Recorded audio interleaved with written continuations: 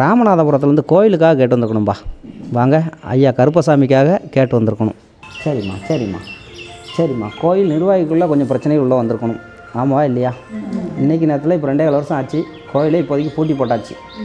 கோயில் நான் தான் நிர்வாகம் பண்ணுவேன், நீ தான் நிர்வாகம் பண்ணணும். பங்காளிக்குள்ளே கொஞ்சம் பங்காளி சண்டைகள் வந்திருக்கணும். ஆமாவா இல்லையா? சரியா? சரிம்மா சரிம்மா. அதில் இப்போதைக்கு சரிம்மா சரிம்மா. 2 கோஷ்டியாக பிரிஞ்சிருக்கு. அதில் ஒரு கோஷ்டி இப்போ தெய்வத்தையும் பிடிச்சி பாட்டி கட்டியிருக்கு. தெய்வம் அவங்க மேலே வரக்கூடாத அளவுக்கு ரெடி பண்ணி செஞ்சுருக்காங்க. சரியா?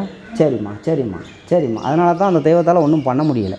அவங்க கோயிலை திறக்கவும் மாட்டுக்காங்க, நாங்கள் திறக்கணும்னாலும் விட மாட்டேங்காங்க. கண்டிப்பாக நம்ம நீங்களும் திறக்கூடாத அளவுக்கு அம்மா ஐயாவை பிடிச்சி கட்டியிருக்காங்க. சரியா? இப்போ நீங்கள் இப்போ சரிம்மா சரிம்மா சரிம்மா. இப்போதைக்கு தெய்வம் உங்கள் வீட்டுக்குள்ளே வந்துச்சா? யார் வீட்டுக்கா தெரிஞ்சதா? கண்டிப்பாக நம்மளால் தெரிஞ்சுக்கான வாய்ப்புகள் இல்லை. ஏன்னா எல்லாத்தையுமே உங்கள்கிட்ட வராத அளவுக்கு அவங்க பிடிச்சி நிப்பாட்டி கட்டியாச்சு. அவங்களும் கோயிலை திறக்க மாட்டாங்க. சரியா? கண்டிப்பாக நம்மளால் அதுலேருந்து உங்களுக்கு தீர்வு தாரேன். சரியா? கண்டிப்பாக நம்மளால் ஐயாவை கேட்டால் தாரேன். சரியா? அதிகபட்சம் 21 நாளைக்குள்ளே கேட்டினவனுக்கு ஒரு பதில் அவர் சொல்லுவார். சொல்ல வச்சு தாரேன், கவலைப்பட வேண்டாம். சரிம்மா சரிம்மா. கண்டிப்பாக நம்மளால் உங்கள் கையில் நிர்வாகத்தை பண்ணுற மாதிரி அம்மா பண்ணி தாரேன். நிர்வாகத்தை மாற்றி அமைச்சு தாரேன். ஒன்று அவனாவது சரிம்மா சரிம்மா சரிம்மா. நிர்வாகத்தை பண்ணி கோயிலை திறக்கணும், பணிவிட செய்யணும். ஆனால் செய்கிறவனே அவங்க எடுத்துக்கிட்டு இருக்கான். அப்படி தானே?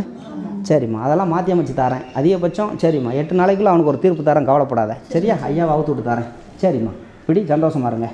சந்தோஷமாக போய்ட்டு வாங்க. ஐயா வாரேன்.